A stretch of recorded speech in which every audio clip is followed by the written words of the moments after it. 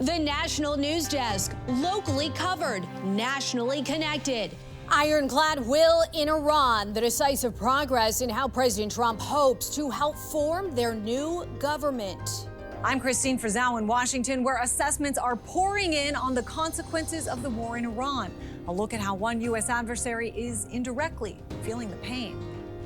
We have all kinds of new challenges, and that's why President Trump is undertaking going after the cartels by addressing it from the Western Hemisphere. Surprise DHS shift as Kristi Noem prepares to leave her head seat. Trump's new pick to guide the department and Noem's new role going forward. Then, I'm done with this. If you guys are doing that, I am done. You can hold me in contempt from now until the cows come home. This is just typical behavior. The Clintons' Epstein deposition now public. Why the former First Lady almost ended it early, and who is set to face sharp questions of his own soon. From the nation's capital, this is the National News Desk, America's News. Now, we are glad you're here with us. I'm Dee Dee Gatton, and on this Weekend Edition, we take a look at the big headlines of the week, starting with a conflict in the Middle East. Attacks are intensifying and military efforts growing against Iran. We didn't start this war, but under President Trump, we are finishing it. Their war on Americans has become our retribution against their Ayatollah and his death cult. Since launching Operation Epic Fury, Secretary of War Pete Hegseth says its goal is to destroy Iranian missiles, wipe out its naval capacity, prevent the regime from getting a nuclear weapon, and to destroy its naval infrastructure. The U.S. has been flexing some new muscle to accomplish these goals, like with brand new precision strike missiles. The range exceeds 310 miles. Also, low-cost unmanned combat attack drones, which cost around $35,000 each and are designed similar to a drone made in Iran. Also, for the first time, U.S. Central Command's drone task force, called Task Force Scorpion Strike, launched countless one-way attack drones, achieving massive effects. I'd like to point out these drones were originally an Iranian design. We took them back to America, made them better, and fired them right back at Iran. A U.S. Navy submarine also sinking an Iranian warship with a single Mk torpedo, America's first torpedo attack to sink an enemy ship since World War II. Each one, according to the Navy's 2025 budget, costing around $4.2 million. A week into the conflict in the Middle East, and more Americans seem to disapprove of the attacks across several polls. According to a CNN poll, nearly 6 in 10 Americans say they disapprove of the decision to take military action in Iran. When broken down by party line, a YouGov poll shows 78% of Democrats disapprove, while an overwhelming 76% of Republicans feel the opposite. Even though the majority doesn't agree with the current military operation, a Fox News poll found that 61% of Americans think Iran poses a real national security threat to the U.S. The U.S. and Venezuela have agreed to reestablish diplomatic relations. The development follows multiple meetings between Washington and Caracas that began after the U.S. removed former Venezuelan President Nicolas Maduro back in January. Venezuela cut off ties with the U.S. in 2019 after the Trump administration said it would not recognize Maduro as Venezuela's legitimate leader. The U.S. attacks in Iran have certainly pummeled the region, but a country far away is also feeling the ripple effect. National correspondent Christine Frizzell joins us with why China may also be a major geopolitical loser.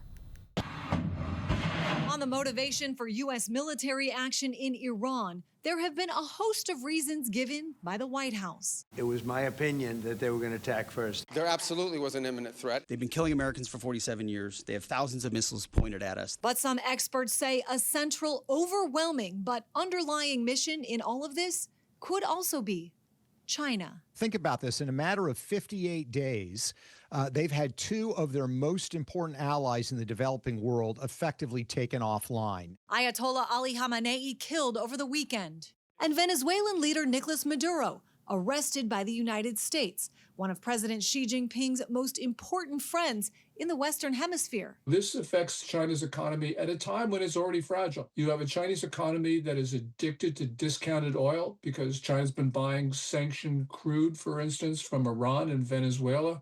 and now they're going to have to pay market prices if they can find it at all. The Xinhua news agency reporting on a phone call between leaders of China and Iran in which China said it cherishes their traditional friendship and supports Iran in defending its sovereignty and security. That friendship has played out for years in the form of support from China. Despite global sanctions on Iranian oil, China was its #1 customer, buying up about 90% of it. Also supplying Iran several components for weapons, and by some accounts, the weapons themselves, which in some cases haven't seemed to work. That is a huge problem for China because as they are trying to lure other developing world countries to come into their orbit, one of their selling points was, we'll give you all this great military equipment. Well, if it's not working very well in comparison to the United States, that's not a very attractive bargain. As of now, President Trump is scheduled to meet with Chinese President Xi Jinping at the end of this month. The experts I spoke to said Trump would go into the summit with far more leverage now, but there are doubts about whether that meeting will still happen as long as the U.S. is involved in the war. I'm Christine Frizzell for the National News Desk. 24 states are suing the Trump administration over President Trump's tariff regime. This legal challenge is to the newly imposed 10% global tariffs the president imposed after losing a case on tariffs in the Supreme Court. Trump says he plans to raise that rate to 15%. The states argue that the authority Trump cites does not allow him to enact wide-ranging import taxes. The attorneys general of Oregon, Arizona, California, and New York are leading the lawsuit. The House passed a measure to fund the Department of Homeland Security, but Senate Democrats blocked similar legislation, meaning the partial government shutdown will continue. The funding lapse has mostly disrupted TSA, specifically the Global Entry Program, which allows easy re-entry into the U.S. for those traveling abroad. Airline lobbying groups want the program reopened. I've had direct conversations with folks both at TSA, Homeland Security. Right now, they don't seem inclined to reopen global entry. I think it's a huge mistake. When you have the most vetted, secured passengers being able to move through the system seamlessly, to shut that system down and shove everyone into a standard line. Just 10% of DHS employees are furloughed. Everyone else is working, but without pay. House Speaker Mike Johnson said that military action in Iran makes it all more urgent and crucial that DHS is fully funded and staffed. Developing now, a major shakeup at the Department of Homeland Security. President Trump firing Secretary Kristi Noem and naming Oklahoma Senator Markwayne Mullin as his pick to replace her. Noem is the first cabinet member to be removed from office during President Trump's second term. DHS has faced intense scrutiny over immigration operations during her tenure, especially after 2 Americans in Minneapolis were shot dead by immigration agents in a month's time. Noem will continue in her role until Oklahoma Senator and Markwayne Mullin will take over the department at the end of the month. I got to be honest with you, I wasn't expecting the call today, but super excited. And I'm more excited about just ready to get started. There's a lot of work we can do to get Department of Homeland Security working, working for the American people. Mullin says he is excited by the opportunity to take over. He would need to be confirmed by the Senate to serve in the role permanently or have a pending nomination to serve as acting secretary. The president saying in his statement that Mullin would take over the position March 31st. Texas Representative Tony Gonzalez has ended his bid for re-election, but says he will finish his current term in Congress. The Republican made the announcement official in a statement released on social media Thursday night. The post came hours after GOP leaders publicly called for Gonzalez to step down after he admitted Wednesday to having an affair with a staffer, a violation of House rules. That staffer later died by suicide. Gonzalez did not mention it in his social media post. He had been set to face Brandon Herrera in a GOP primary runoff May 26th. New developments, U.S. Attorney General Pam Bondi has been subpoenaed to testify in relation to the Jeffrey Epstein files and her role in the release of the files by the Department of Justice. U.S. Commerce Secretary Howard Lutnick has also been subpoenaed for his relationship with the convicted sex offender.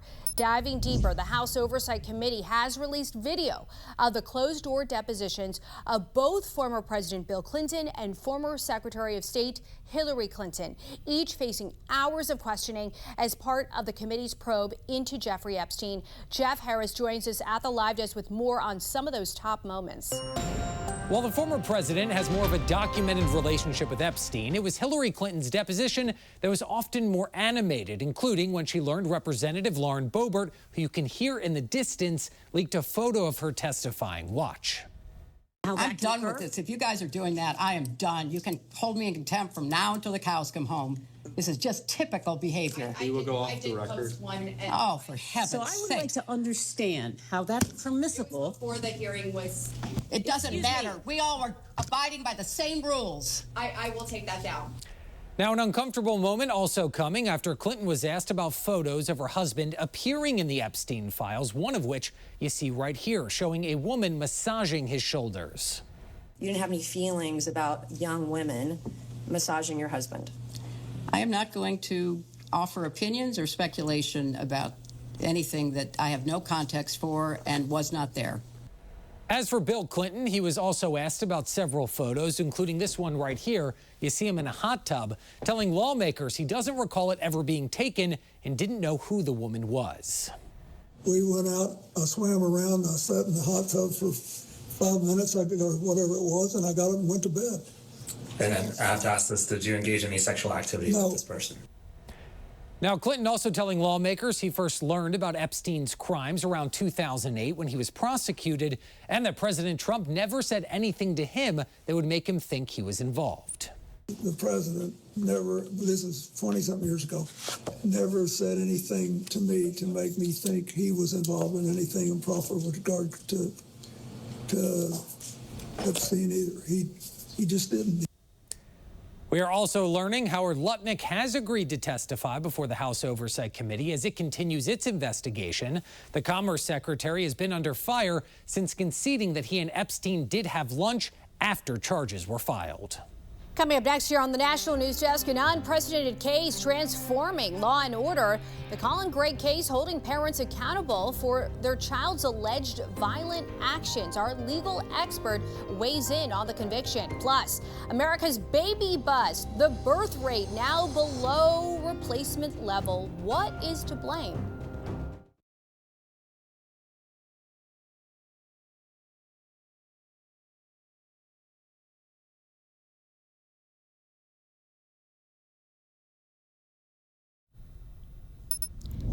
This week in Georgia, the father of an alleged high school shooter was found guilty of second-degree murder and involuntary manslaughter. I spoke with criminal defense attorney Steve Greenberg to discuss the case and what the conviction means for the nation's families.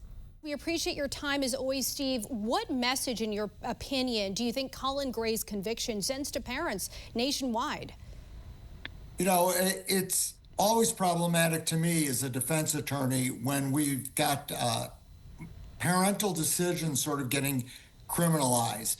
What message is it going to send to parents?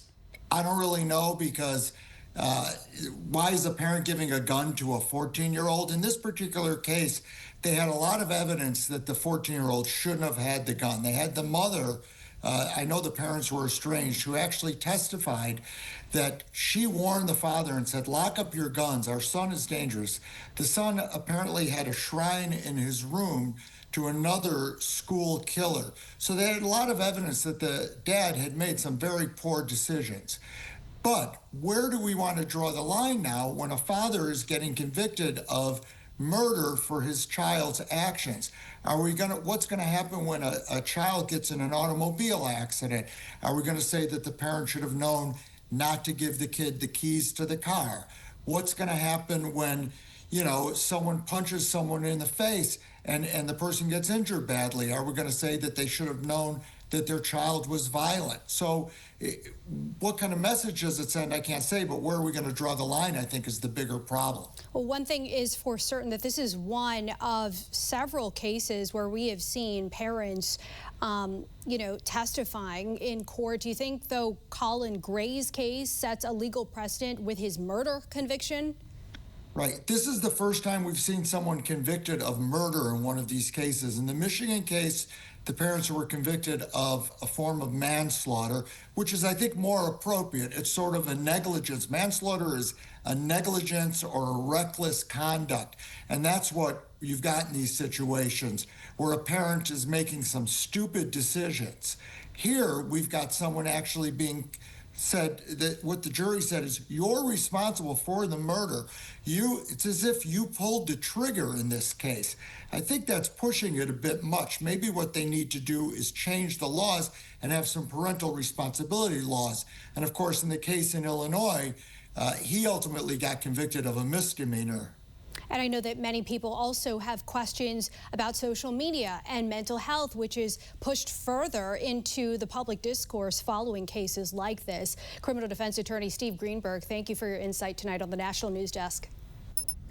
Parts of Camp Mystic will stay temporarily closed. 25 campers and 2 counselors died last summer after the Texas summer camp was hit with catastrophic flooding. The family of a missing 8-year-old camper asked the judge to stop the reopening and to stop any construction while their lawsuit against the camp is pending. The judge's temporary restraining order says the location where the deaths happened cannot reopen. In a statement, an attorney for Camp Mystic says, "We have absolute faith in her ability to do the right thing. Today was a good day for camping in Texas, and we look forward to continuing our litigation efforts." Other parts of the camp are expected to reopen this summer. The U.S. birth rate has been declining for years, and some experts say it is now well below the level needed to keep the population stable. Let's go to Emma Withrow from the Fact Check team. Very concerning to hear about that, Emma. Obviously, we have reported about the rising cost of childcare for years at this point. Right. So I imagine that cost is one of the factors that came up in this research, right? Yeah, absolutely. I mean, the CDC says the total fertility rate in the United States was 1.62 births per woman in 2023, which is well below the replacement level that we would need to get to of 2.1 just to have the population replace itself. And researchers point to a combo of economic and social factors. So obviously we talked about one of the biggest ones is cost of raising children, also housing, childcare, healthcare. All of it's just become significantly more expensive, especially for younger adults who are newer in their careers. Childcare alone really can cost well over $10,000 a year in many parts of the country, so it's just tough to keep up. And it's pushing things back. I mean, many families are people waiting to settle down, to start families. Absolutely. I mean, it's interesting to see the age differ. So another major shift, people are just simply waiting longer, whether it comes to getting married, having children in general. The CDC says birth rates have declined for women under 35, but then birth rates among women over 40 have actually increased. So when people start families later in life, they're often, ending up having fewer kids just because they're getting started a little bit later. So the decline isn't just about personal choices. It also happens to be economics, career timing, the cost of modern life. All of these things play into this. Yeah, many factors factoring into that. Okay, Emma, thank you so much. And later on, Emma will be back to dig into how birth rate trends are impacting other countries and how they stack up to the U.S. Coming up next, overtaken by floodwaters, the dramatic rescue of an Ohio family and their pets.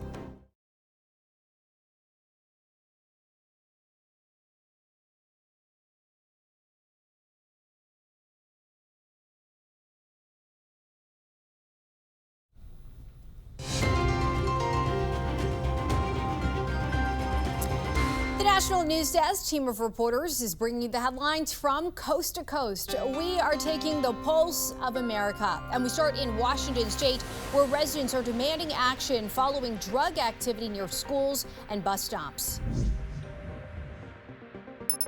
On a typical day, I might see 3 or 4 people inside the bus shelter and another 5 or 6 around the bus shelter, all of them doing drugs. While on his trash cleanup outings, Knolt talks to local businesses about the drug deals at bus stops and near school zones and asks them about their concerns. So we started forming another group, an email group, where we're starting to communicate with each other. Because I want them to know that there are community members who are trying to keep them in the area. John Wynn runs a pharmacy in Mount Baker and says his business feels the impacts of these public safety problems. I'm very thankful and appreciate what Stephen has done for the community. If it wasn't for him, I felt like we are pretty much on a little small island on our own, trying to fend ourselves off. On the issues of bus shelter safety and drug use, Knoll says he routinely reaches out to city officials as well as Metro and the Sheriff's Office and feels like his group's persistence is beginning to pay off.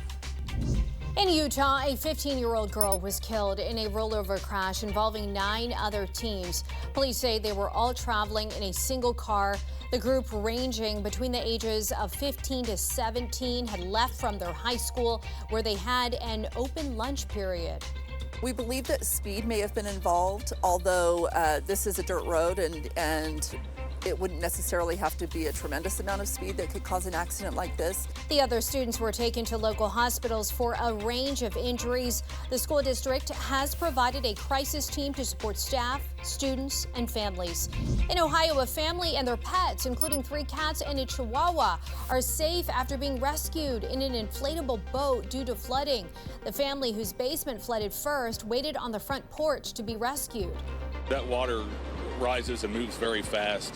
I think people don't understand how dangerous that is and how quickly that they can get swept away. The family's urgency has been credited for helping crews get to them safely. No injuries have been reported. Coming up, Savannah Guthrie reunites with her Today Show colleagues for the first time since her mother's disappearance. Details on the reunion. Plus, retirement account balances on the rise. How much the average 401k grew in 2025. We'll be right back.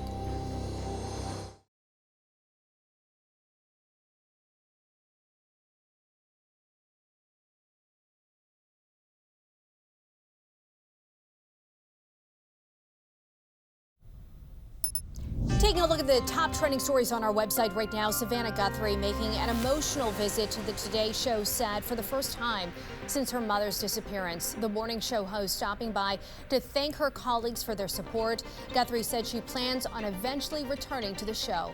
Britney Spears has been released from police custody for a suspected DUI.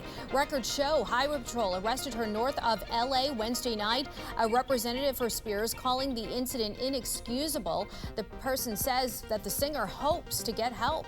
And college football fans mourning the loss of a legend and former Notre Dame head coach Lou Holtz, who died this week. He was 89 years old. Those stories and much more available right now at thenationaldesk.com. New details: a Columbus, Ohio high school football coach praised for saving the life of one of his players shot steps away from the school last week. Coach Mike Bell said he had just stepped outside when he heard a gunshot and recognized the voices involved. Listen. What was going through your head? You know, I pride myself on being calm under pressure, you know, as a coach. You know, when that was a pressure moment, you know, it was life or death. So when it happened, I just, Mike, what we got to do? First thing, we got to stop the bleed. And now a hero. Bell said the player is still in the hospital, rapidly improving. He added in the days following the shooting, he gathered his team to talk about resilience and leaning on one another during difficult moments. Secretary of Health and Human Services Robert F. Kennedy Jr. announcing an effort to increase nutrition training for future doctors. He calls it a transformative breakthrough in medical education. More than 30,000 physicians each year will now graduate equipped with nutrition education to help prevent, treat, and reverse chronic disease. This is how we implement the MAHA agenda. Kennedy says, as you look right here, beginning this fall, 53 medical schools across 31 states will require students to complete 40 hours of comprehensive nutrition education or equivalent training. That includes schools like George Washington University, Purdue, Tufts, and Tulane. In Your Money, a new report shows 401k balances grew by double-digit percentages last year. According to Fidelity Investments, the average balance rose by more than 11%. It is the third consecutive year of strong growth. Analysts say overall growth stemmed from more automatic increases rather than self-initiated increases. Just ahead here on the National News Desk, after the U.S. killed Iran's supreme leader, we speak with a first-generation Iranian who has family there right now. And a night of chaos and panic in downtown Austin, Texas. An inside look at the frantic police response to stop A gunman, they say, opened fire outside of a busy bar. You're watching the National News Desk, America's News Now. Catch us live weekdays from 6 a.m. to 11 a.m. and 10 p.m. to midnight Eastern Time, and anytime online at thenationaldesk.com. We'll be right back.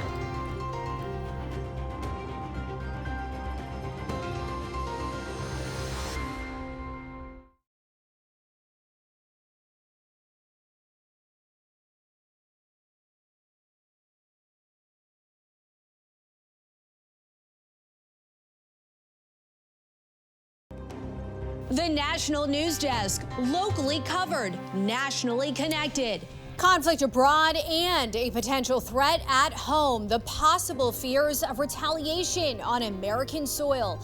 Plus, Wyoming, now the latest state to crack down on commercial truckers. The new bill just signed into law and how many violations the state is reporting. Then later, fewer babies in the U.S., but we're not alone. The global birth rate slump and economic impact. From the nation's capital, this is the National News Desk, America's News Now. Thank you for being here. I'm Dee Gatton, and we begin with President Trump saying he will have to be involved in the appointment of Iran's next leader. As tensions grow in the Middle East, President Trump says any future agreement would require an unconditional surrender, seemingly to rule out any option for a deal. The National News Desk, Kelly Gaskins reports.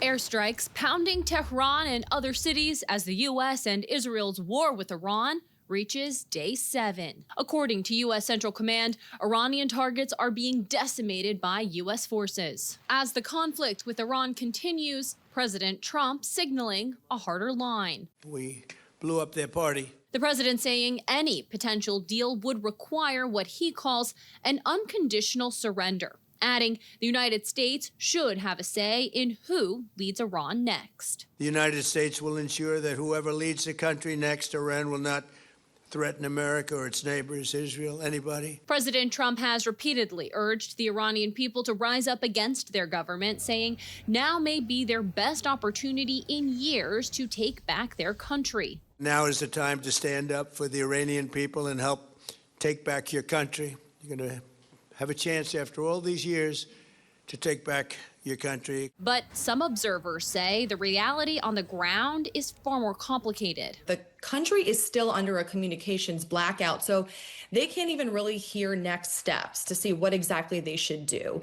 Both Trump and Pahlavi have put out video statements encouraging people to stay inside for the time being, without really now at this point any real update or direction on what to do next. Meanwhile, new reports say Russia is providing Iran with intelligence about the location of U.S. military assets in the region. We don't comment on intelligence reports that are leaked to the press. Whether or not this happened, frankly, it does not really matter, because President Trump and the United States military are absolutely decimating the rogue Iranian terrorist regime. Experts say Iran's ability to locate U.S. forces on its own has significantly degraded over the past week, meaning intelligence from Russia could be helping Tehran continue to target key U.S. military infrastructure.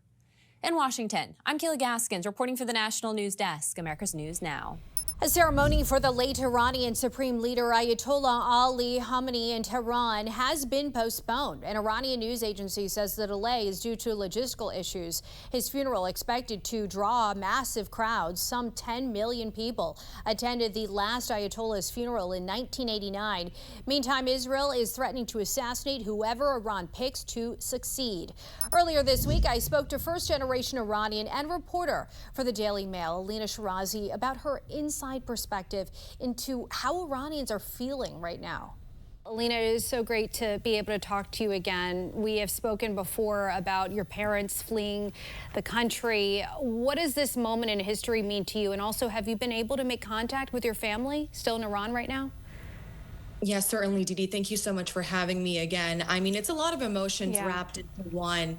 When we first heard the news, it was a bit of relief, jubilation. I'm sure you've seen the videos of Iranians taking to the streets and chanting for joy that the leaders that were responsible for their oppression for more than 47 years is now gone.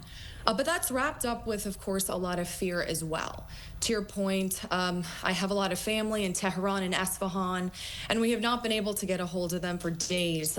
Today was the first day that we were able to make contact with a family member, and they weren't able to say much. And also just the sense of we don't know if we're going to get hit. Will, a missile or a bomb be dropped on our house?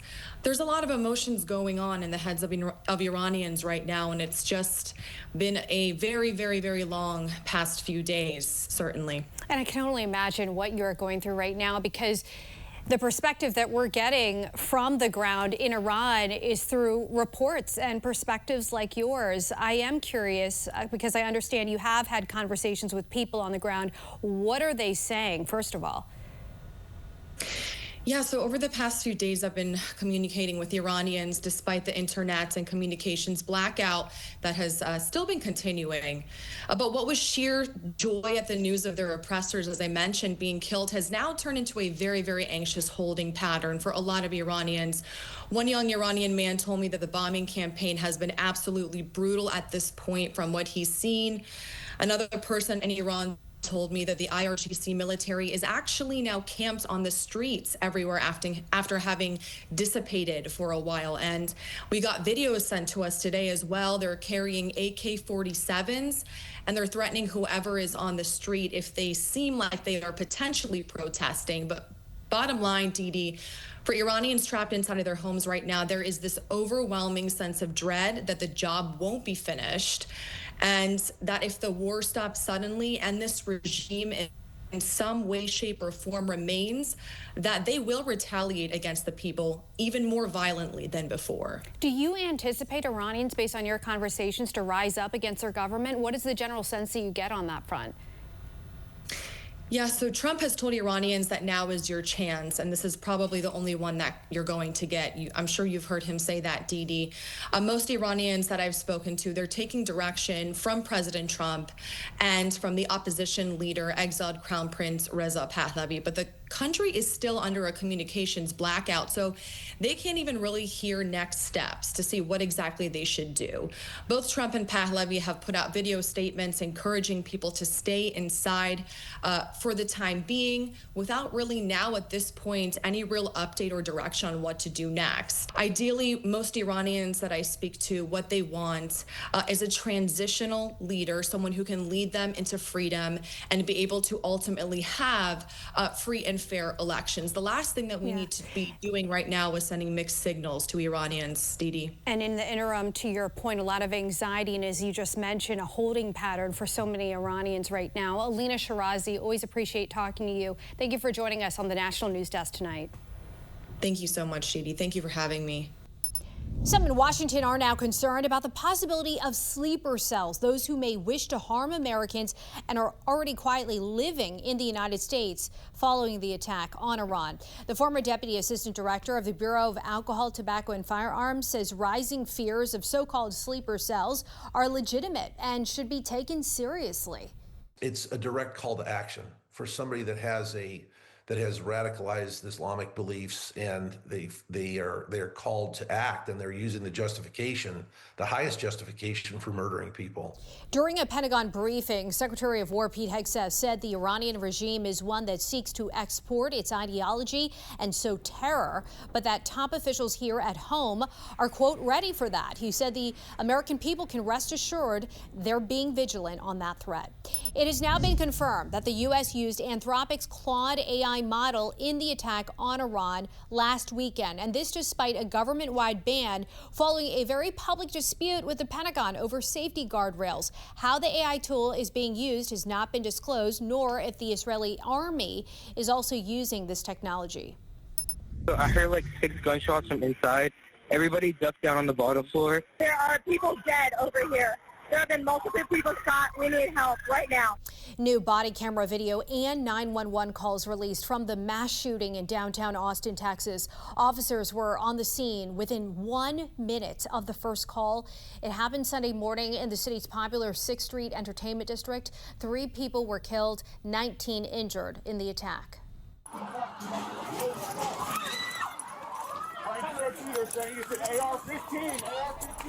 Down! Everybody down! Authorities say the gunman was killed in a shootout with officers. Police are still investigating if this was an act of terrorism. Developing now, a legal fight over the deployment of the Tennessee National Guard to Memphis is underway. A judge previously ruled against the deployment, and the state is now appealing that decision. Local leaders argue the governor does not have authority to deploy only if city leaders request it. The governor's office maintains he does have authority, and he is Tennessee's commander-in-chief. New details, Wyoming, now the latest state to share updated data on drivers with limited English being issued commercial licenses. The National News Desk, Jeff Harris, has the new numbers amid a federal crackdown. Wyoming is currently implementing a significant crackdown of its own when it comes to commercial truckers, specifically targeting English proficiency and citing drivers that fail to follow the rules. Wyoming Governor Mark Gordon signing a law on Thursday that gives county sheriffs and local police the authority to enforce federal English proficiency requirements for commercial truckers instead of just state highway patrol. Those caught not following the rules could be fined or face jail time. Now, the bill follows an operation from at least one local county targeting commercial vehicles trying to bypass ports of entry. During the 3-day operation, we made 177 traffic stops. 82 of those were of commercial motor vehicles. We issued 51 citations, and we arrested 32 illegal immigrants. Now, according to Wyoming Highway Patrol, between June 2025 and early 2026, it found over 770 drivers in violation of the required English proficiency standards. Beginning last summer, Wyoming also began voiding the driver's licenses for certain non-citizens, a move that has continued to impact the CDL landscape in the first few months of this year. The U.S. birth rate continues to decline, shifting further away from the necessary rate to replace the current population. But it's not just America struggling with this issue.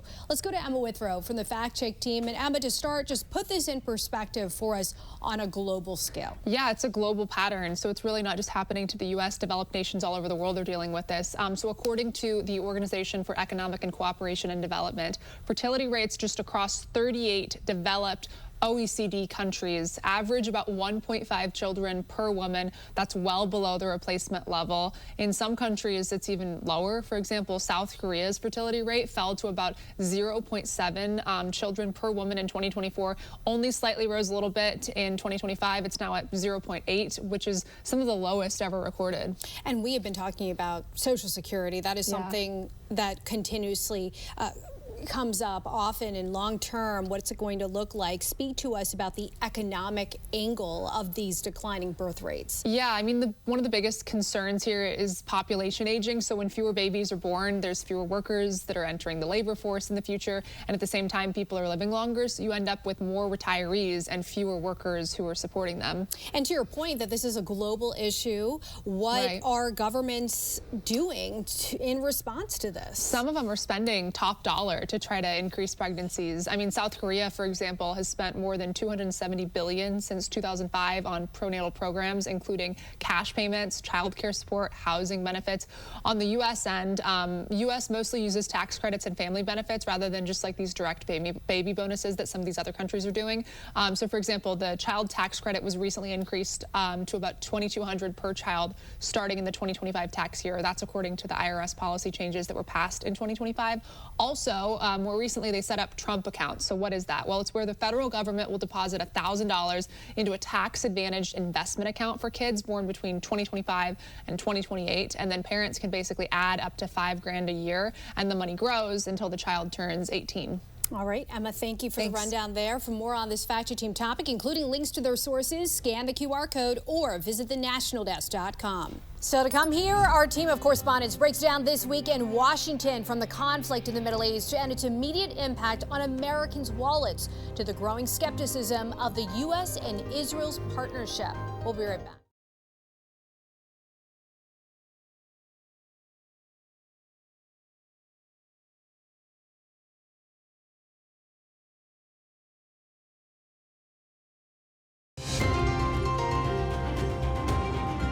And welcome back to the National News Desk. Our Washington Bureau covers the nation's capital every day, and our team of correspondents reports on the important issues facing the country and how they impact you. The military conflict with Iran having an immediate impact on Americans' wallets, with prices at the gas pump spiking soon after the first strikes. National correspondent Atra El-Nashar, you've been covering the conflict as well as its effect on gas prices. Why the spike, and what is the Trump administration saying about it? Yeah, this is tough on drivers, and it's a political liability for President Trump, who promised to keep gas prices low. He is acknowledging this. He said that it's essentially a natural consequence of this war, and he says that they'll be high, in his words, for a little while. So why? There's a place near Iran called the Strait of Hormuz. It's a channel, a waterway. It's about 21 miles wide, which is very narrow, and it's the only passageway for about 20% of the world's oil. Now, America only gets about 15% or so of its oil from the Middle East, but oil is priced globally in US dollars, so it affects the United States. So Iran has effectively closed the Strait of Hormuz. They said, we'll shoot down any vessel that tries to get through it, whether it's American or not. And so the president has a couple ideas for addressing this. He says his administration is going to basically give good discounts for vessels for political risk insurance, but it's still extremely risky. Do you want to risk your vessel and your crew getting hit by Iranian drones? And he also says, if necessary, the U.S. Navy will start escorting vessels through the Strait of Hormuz.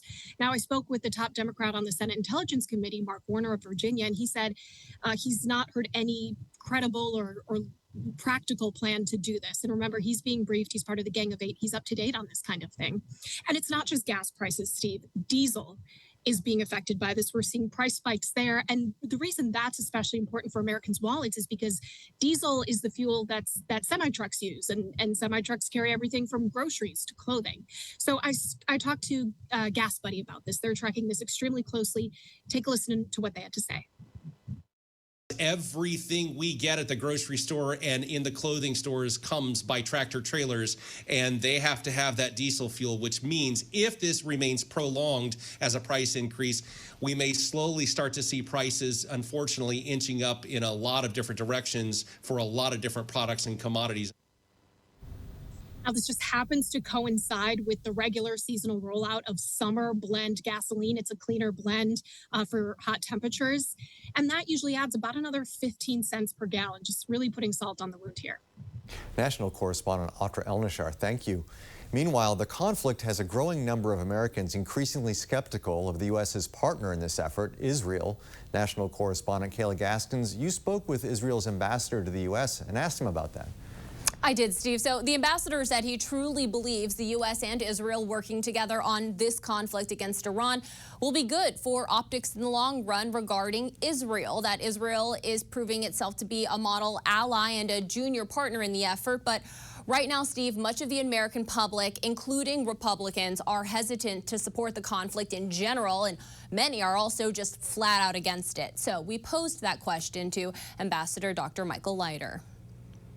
As Israel's representative to the United States, do you have any concerns about how this conflict will impact perceptions by Americans of Israel?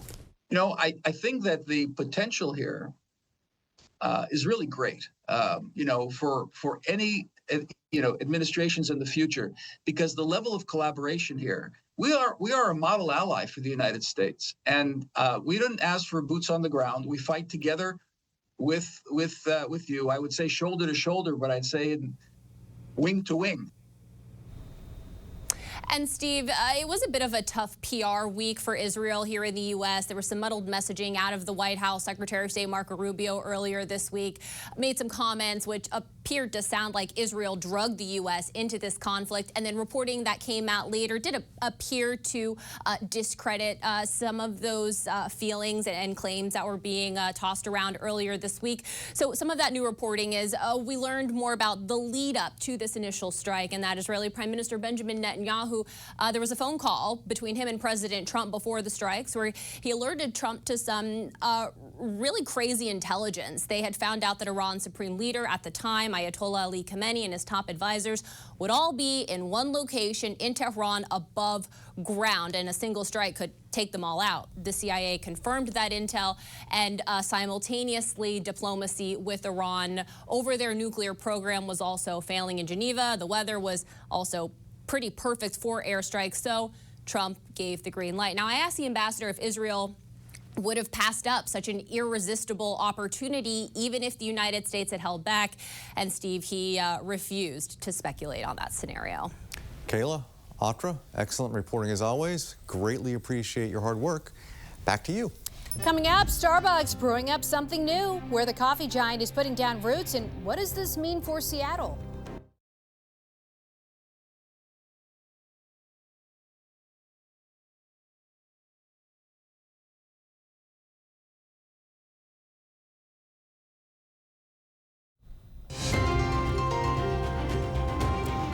The National News Desk team of reporters is bringing you the headlines from coast to coast, and we are taking the pulse of America. Tonight, we start in California, where a first-of-its-kind organized retail theft TAC team has been formed.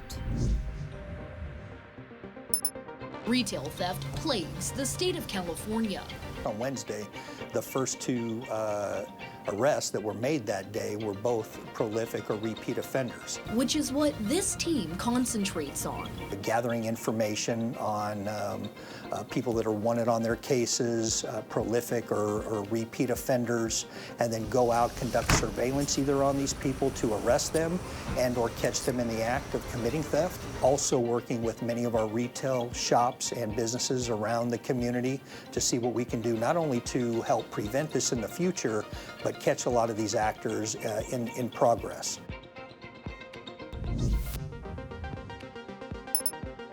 Starbucks is expanding its corporate offices out of Seattle's SoDo neighborhood. Candidly, they're a global company and they have to make global decisions. Joe Nguyen is the president and CEO of the Seattle Metro Chamber of Commerce. He says he's not surprised about a new Nashville location to include Starbucks jobs for sourcing operations teams to work directly with Seattle HQ.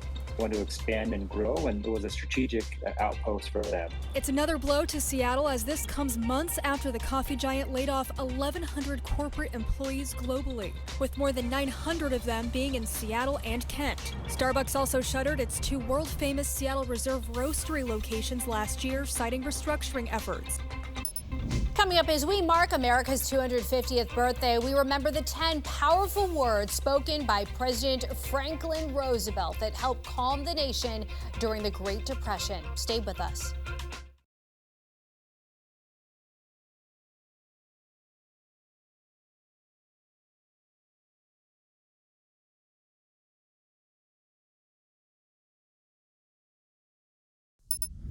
As America marks its 250th birthday, we remember one famous quote that helped calm a nation during one of our darkest moments. The National News Desk, Angelo Brown explains in our new feature, America Remembers. Amazing America 250, America Remembers, is sponsored by Prevagen. There are many moving quotes that tie us together as Americans, but few are more powerful than 10 words spoken by President Franklin Roosevelt while America was in the grip of the Great Depression and panic was setting in.